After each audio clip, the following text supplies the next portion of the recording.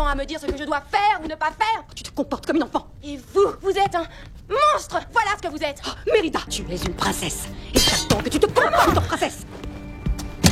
Mérida.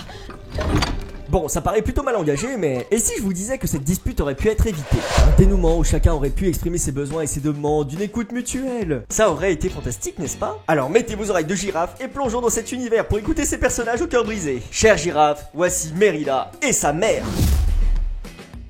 Dans ce monde qui se dessèche, si nous ne voulons pas mourir de soif, nous devrons apprendre à devenir source. C'est une action simple et pourtant si compliquée. Elle est compliquée parce que nous avons une barrière dans notre tête qui nous empêche de le faire. L'ego. Nous avons deux personnages qui sont extrêmement charismatiques et qui ont tellement de fierté qu'ils sont pas prêts à aller vers l'autre. Donc évidemment, de cette énergie, aucune communication n'est possible. Alors avant de rentrer dans le vif du sujet, je voulais qu'on parle un petit peu du père. Pour moi, le père est un exemple dans une scène particulière où il montre une empathie profonde avec la mère. Monnaie. Oh que si, vous marmonnez, ce qui signifie que quelque chose vous chagrine. Vous êtes le seul à blâmer pour cet entêtement. C'est un trait de caractère qu'elle tient de votre famille. Oh oh, j'en déduis que la conversation s'est mal passée.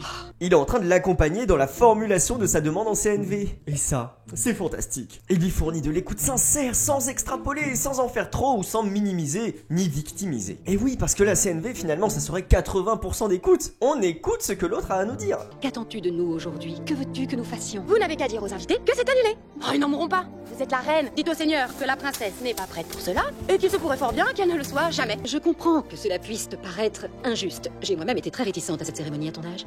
Mais on ne peut pas se dérober à l'infini et fuir sa condition. De quel droit m'empêchez-vous de vivre ma vie? Je veux ma liberté. Mais as-tu réfléchi? Es-tu prête à payer le prix de cette fameuse liberté? On l'accompagne dans son raisonnement pour essayer de démêler sa vraie demande de ce qui provient de son ego, etc. Et si on jetait un coup d'œil à la maman? La maman souhaite que Mérida se marie. Il semble assez clair qu'elle ne soit pas capable d'accepter un refus pour le moment. Mais pourquoi? En fait, on ne le sait pas. On peut pas tirer de conclusion de plan sur la comète. C'est-à-dire qu'on ne peut pas agir comme si elle se fichait de ce qu'on pensait, parce que ça peut être pour toute autre raison. Et dans ce cas, une pratique agréable de CNV, c'est de vérifier ses suppositions. Soit c'est parce qu'elle me déteste, soit c'est parce qu'elle veut mon malheur jusqu'à la fin des temps, soit c'est parce que ce mariage est quelque chose d'important pour elle. On vérifie. Maman, qu'est-ce que ce mariage va t'apporter pour que ce soit si important? Vous avez remarqué, c'est un petit peu toujours le même mécanisme qui revient, hein. C'est pas seulement Disney, c'est dans la vie de tous les jours aussi. Je suppose qu'une princesse ne doit faire que ce qu'on lui dit. Une princesse ne doit pas élever la voix. Demande de manière tragique, il faut, je dois, refus de responsabilité. Finalement, la CNV se résume à tout ça. C'est juste que c'est très simple à comprendre, mais tellement difficile à appliquer.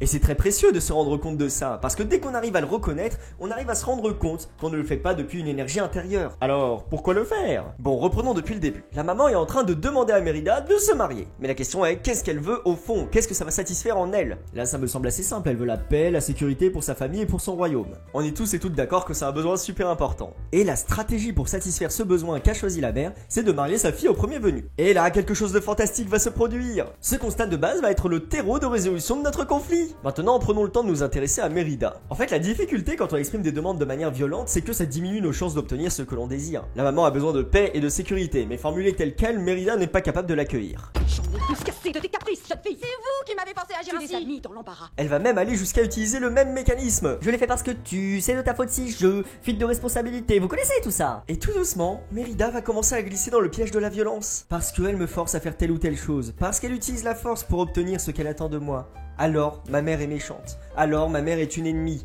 Et alors, je ne peux plus avoir de communication saine avec elle. Et un autre piège qui découle de ce raisonnement, c'est que quand on commence à coller des étiquettes sur la personne, on va vouloir la changer. Et c'est littéralement ce qui s'est passé.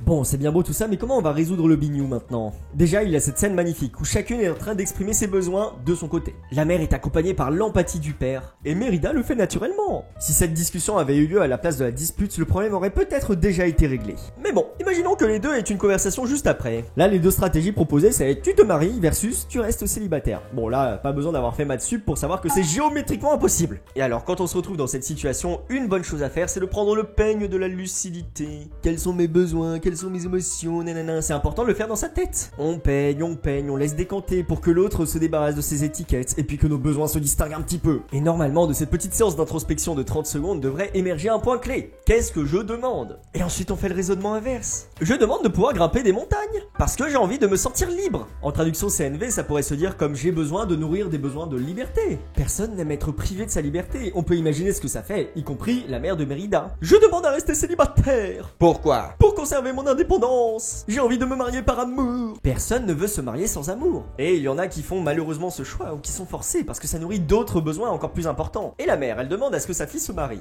Pourquoi? Parce qu'elle a besoin de paix et de sécurité. Personne n'aime se sentir menacé. Donc c'est aussi facile de se plonger dans l'empathie de l'autre personne. Et donc c'est ça le résultat du passage de peigne, c'est que ça facilite l'expression de nos besoins menacés. Et à partir du moment où on ne voit plus l'autre comme la méchante, on peut se relier à ses besoins menacés. Il y a quelque chose de formidable qui est en train de se créer, même si les stratégies sont pas encore concordantes. Et ce qui est encore plus magnifique, c'est qu'à la fin du film, on apprend que finalement, le mariage n'était pas nécessaire. Il est très bien possible d'avoir la paix avec une petite poignée de main, une petite signature ou je ne sais quoi d'autre. Pourquoi forcément toujours utiliser les enfants pour faire une alliance? C'est dommage. Et à partir du moment où on parvient à l'exprimer d'une manière ou d'une autre, on peut trouver une stratégie qui résout les deux besoins en même temps. La poignée de main, la paix, la liberté, c'est fantastique. Après c'est vrai, on peut dire c'était une autre époque, la culture violente autour de nous. Il y a qu'à regarder les prétendants, on peut explorer les dégâts de cette tradition. C'est complètement ridicule, il y a même un gars qui a besoin d'un petit tabouret pour pas se sentir plus petit que les autres. Qui a la plus grosse arme et qui a les plus gros exploits, et puis ça part en baston, bah. Et pourtant, même dans cette cacophonie, ils arrivent à comprendre que le mariage n'est pas la seule solution pour arriver à la paix. Génial. Conclusion! Les stratégies sont des solutions que l'on choisit pour satisfaire un besoin. Tout ce qu'on fait dans la vie est fait pour satisfaire un besoin. Vous regardez cette vidéo pour satisfaire un besoin. Et vous pouvez vous abonner pour satisfaire un autre besoin. Des fois, ces stratégies sont mathématiquement incompatibles. On peut pas choisir de prendre toutes les routes d'un seul rond-point en même temps. Mais des fois, ces actions, ces stratégies vont satisfaire des besoins. Et une des principales sources de conflit est que l'on confond les deux. Ouais, j'ai besoin que tu te maries. Non, c'est pas un besoin, c'est une stratégie. Mon besoin, c'est la paix, la sérénité, la sécurité. Et il y a d'autres manières d'arriver à la paix, la sérénité, la sécurité. Le besoin, c'est notre terreau fertile pour formuler une demande. Mais ça peut être tout plein d'autres demandes. Et c'est là où ça devient super intéressant. Si jamais je souhaite avoir du calme dans le métro, il y a un gars qui met de la musique super forte. Je peux demander au gars de baisser sa musique, lui prêter des écouteurs, je peux m'éloigner, je peux lui demander de mettre une autre chanson que j'aime bien pour vibrer avec lui. Je peux faire tout plein de choses. Après, je peux aussi le regarder lourdement pour espérer qu'il comprenne. Non, je rigole, ça marche pas ça. Et vous, est-ce qu'il vous est déjà arrivé de confondre des besoins et des stratégies? Ouais, c'est une question super spécifique. Quelle serait la prochaine dispute que vous aimeriez que j'aborde? N'hésitez pas à me le faire savoir. Et d'ici là, prenez soin de vous et de vos relations. Au revoir. Il faut, je dois ou... En fait, le problème...